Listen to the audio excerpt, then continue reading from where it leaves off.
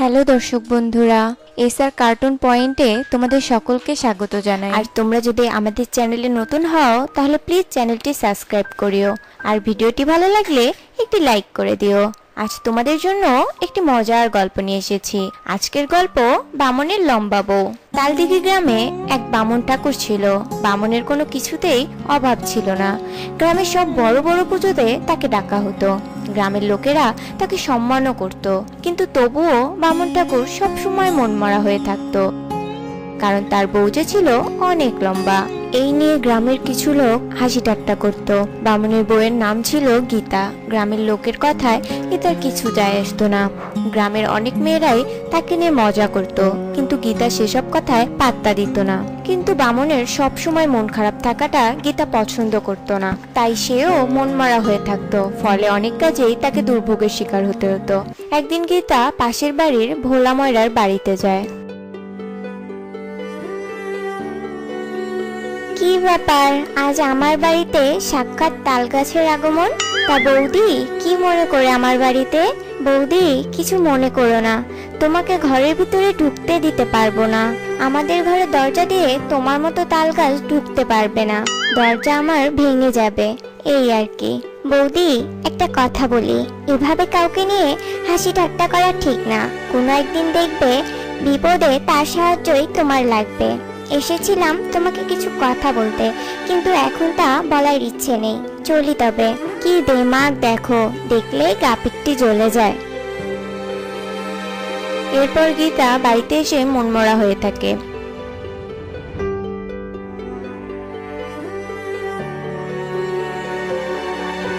পরের দিন গীতা ঠিক করে সে বাপের বাড়ি যাবে, তাই সে বামন ঠাকুরকে নিয়ে তার বাপের বাড়ির দিকে রওনা হয়। পথ যেন আর ফুরাতেই চাচ্ছে না। হাঁটছি তো হাঁটছি, পা তো ব্যথা হয়ে গেল গিন্নি। এই তো আর একটু পথ গো, ওই তো আমাদের গ্রাম দেখা যাচ্ছে। লম্বা লম্বা পায়ে দ্রুত চলো, দেখবে তাড়াতাড়ি পৌঁছে গেছি। দ্রুতই তো যাচ্ছি, কিন্তু পথ তো ফুরায় না গো। আর কত দ্রুত যাব? দ্রুত চলতে গিয়ে বামন হঠাৎই মাটিতে পড়ে যায়, আর সমস্ত মিষ্টি মাটিতে পড়ে যায়। উফ রে, গেলাম রে, মরে গেলাম রে, কোমরের সব হাড় গুঁড়ো হয়ে গেল রে। আরে গেল গেল গেল রে, সব গেল। একটা কাজও যদি তোমার দ্বারা হয়, মিষ্টিগুলো সব পড়ে গেল। ও, মিষ্টি পড়ে গেল তাতে তোমার মায়া হচ্ছে, আর এই আমি যে পড়ে গেলাম তাতে তোমার মায়া হচ্ছে না? উফ, কেমন হয়ে গেল, কি যে করি। বয়স্ক মানুষ বলে কথা। এই শোনো, আমি কিন্তু বয়স্ক মানুষ না, ঠিক আছে? এখনো আমায় দেখলে 21 বছরের যুবকের মতো লাগে। আরে তোমার কথা কে বলেছে? হ্যাঁ, আমি বলেছি আমার বাবা মার কথা, মানে তোমার শ্বশুর আর শাশুড়ির কথা। আমাদের গ্রামের মিষ্টি খাওয়ার কতই শখ ছিল তাদের। সত্যি এটা খুব খারাপ হয়ে গেল। আর এই আমি যে খারাপ ভাবে পড়ে আছি, তাতে তোমার একটুও কষ্ট হচ্ছে না? উপরে কি ব্যথা রে, আমায় তো লোগো গিন্নি। হয়েছে হয়েছে, আর ন্যাকামো করতে হবে না। এবার উঠে পড়ো দেখি, তাড়াতাড়ি যেতে হবে। এরপর বামন উঠে দাঁড়ায়। কেন, তোমাদের ওখানে কোনো মিষ্টির দোকান নেই বুঝি? থাকলে কি আর এত হাপিত্তিস করতো? আমার হয়েছে যত জ্বালা। এবার চলো। হ্যাঁ চলো। এরপর তারা দুজনে গীতার বাপের বাড়িতে যায়।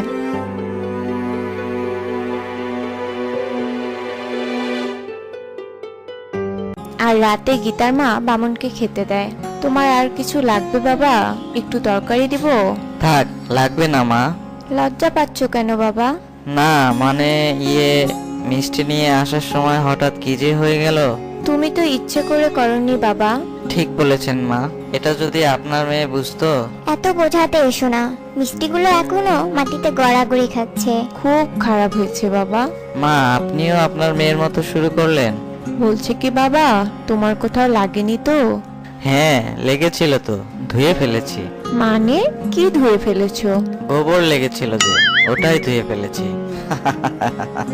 ঘরের ভিতর বামন হাসি খুশি থাকলেও বাইরে গেলে বামনকে হাসির পাত্র হতে হতো। যখনই বামন বাইরে যেত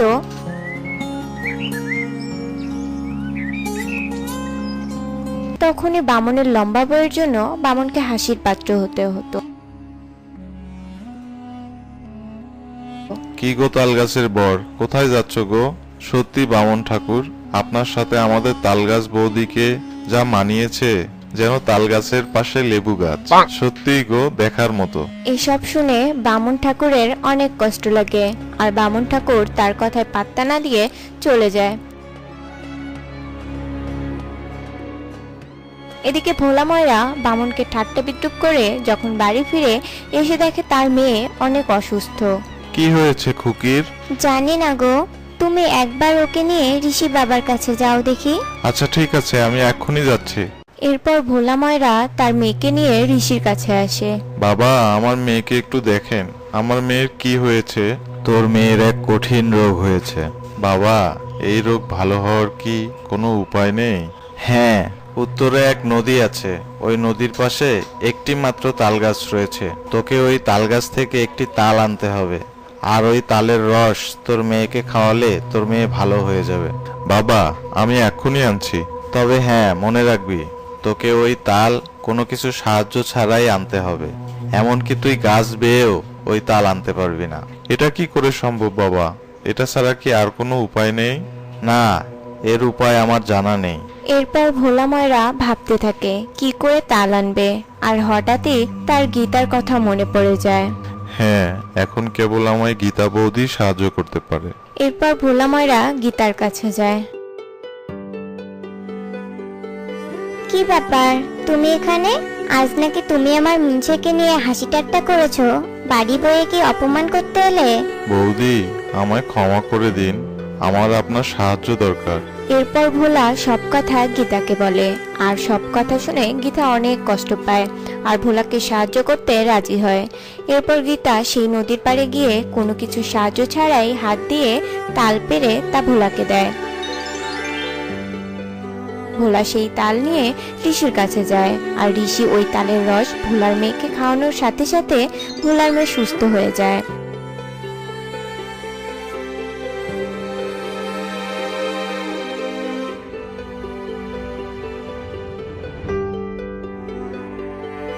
পরের দিন ভোলা ও তার স্ত্রী গীতার বাড়িতে আসে। কি ব্যাপার, কাল তো আমায় নিয়ে কত হাসি ঠাট্টা করলে, আজ বুঝি বাড়ি এলে আমায় ঠাট্টা করার জন্য? আমি আপনার কাছে ক্ষমা চাইতে এসেছি, আমায় ক্ষমা করে দিন।